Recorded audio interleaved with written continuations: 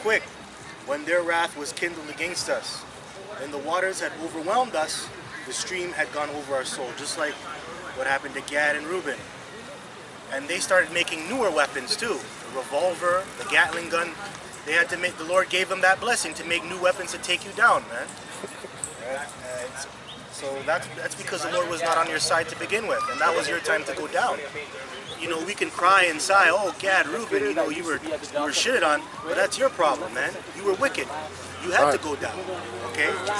So it says here, then they had swallowed us up quick when their wrath was kindled against us. Then the waters had overwhelmed us, the stream had gone over our soul, the proud waters had gone over our soul. Blessed be the Lord who have not given us as a prey to their teeth. So your life is in the hands of the Lord, man. And that's your weapon, which are these scriptures. Right? Hebrews chapter 4, verse 12. All right? Double-edged sword. These scriptures. I got a precept. This is 2 Kings 6 and 15. I'll start out. It says, and when the servant of the man of Yahweh was risen early and gone forth, behold, a host compassed the city both with horses and chariots. And his servant said unto him, alas, my master, how shall we do? He's talking about Elisha, which was a servant also himself of Elijah. Elijah got translated, and Elisha had a double portion of Elijah's spirit. And Elisha had his own servant, and they got compassed with an army, right? And then it says, and he answered, fear not, for they that be with us are more than they that be with them. And Elisha prayed and said, Yahweh, I pray thee, open his eyes that he may see. And the Lord Yahweh opened the eyes of the young man, and he saw, and behold, the mountain was full of horses and chariots of fire round about Elisha. That's crazy. So you can imagine the Most High, man, there's chariots all over the place right now.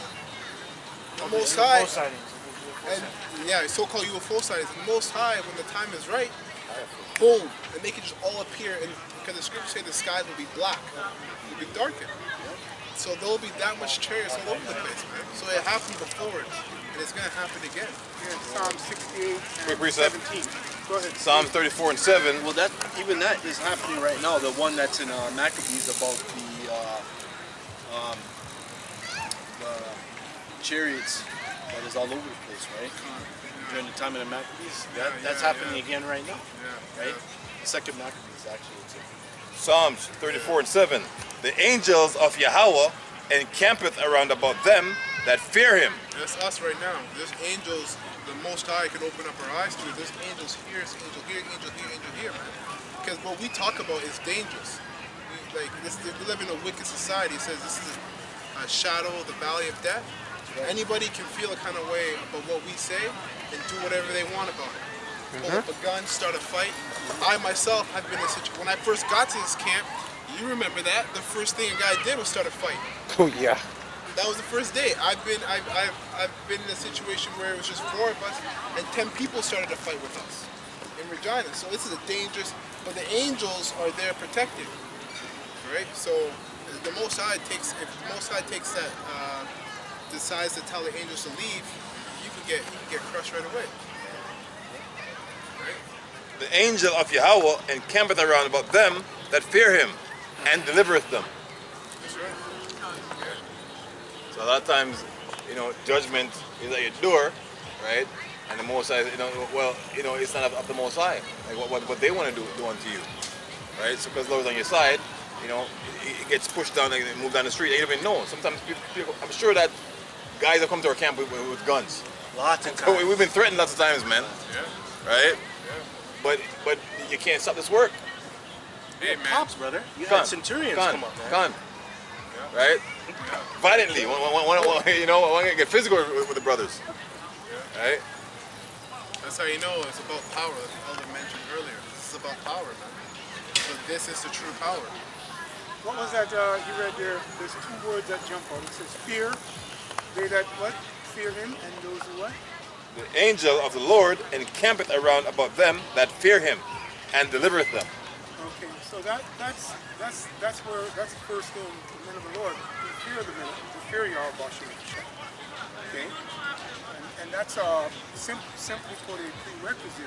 It's a gift of the Spirit. Okay? We're not here on our own agenda. We understand that He's working.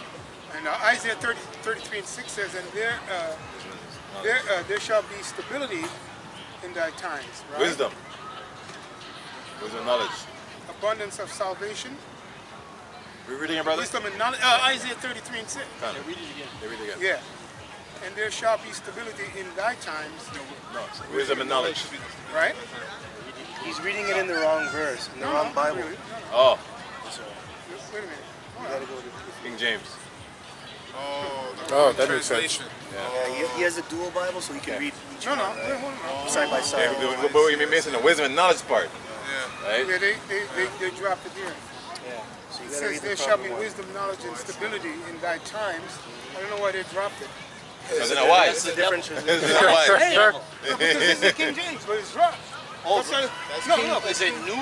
no, this side is new. Oh, okay. You understand what I'm saying? They dropped it. Hey, you dropped it. The Lord allow you to drop it so that the men of the Lord could pick it up. So Got it. that works? Right?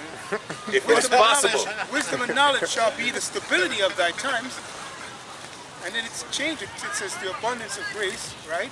Which is supposed to be the strength of salvation and the wisdom and knowledge and the fear of Yahweh, Crafty. right? For Hashem, Yahweh Shai is our treasure, right? Because the reason why I say it like that in the Revelation, we know of our mediator. It's the same mediator that was always with us, okay? And his spirit would be upon Moses, would be upon Joshua, and all of these men, okay? Even if he wasn't present, even although he wasn't present in the ancient times, his spirit was there, encouraging our leaders and encouraging the prophets and the men of the Lord on down, right? And their families, right? So he's either visible or invisible. It's just simple. The fear of Yahweh Hashem Yeshua. So that's why I say it like that in the Revelation, right? Because we have a mediator. It's the same mediator that we had all these years. Go ahead, Rob. What you got? You done here? This is Second Maccabees, chapter.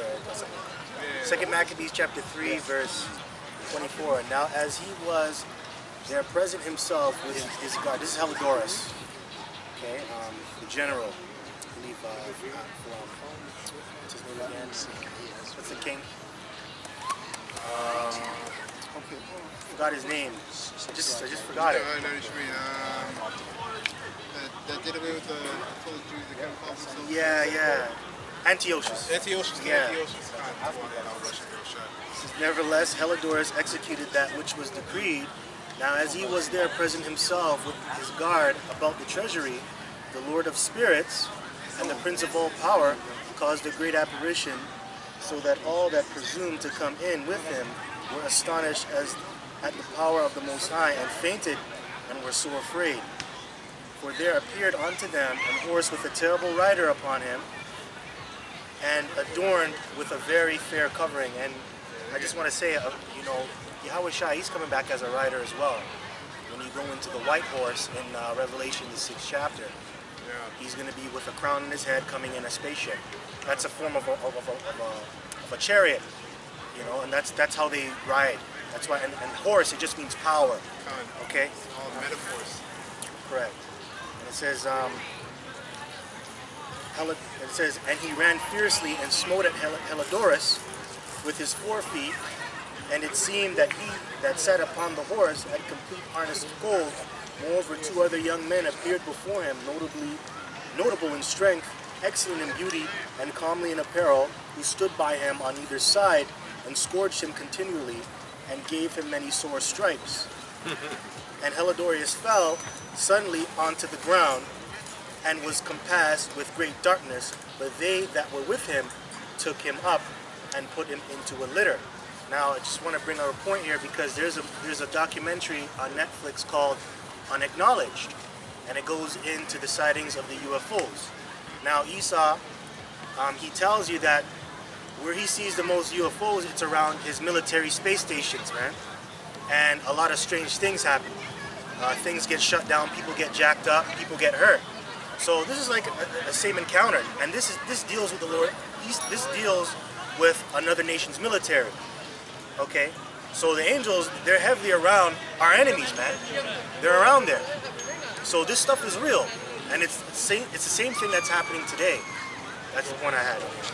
So Well, if somebody's going to be taken down, like, and you're in power, the hell you can be taken down if somebody's going to be spying on you. I get that. And that's what the Most High is doing, right?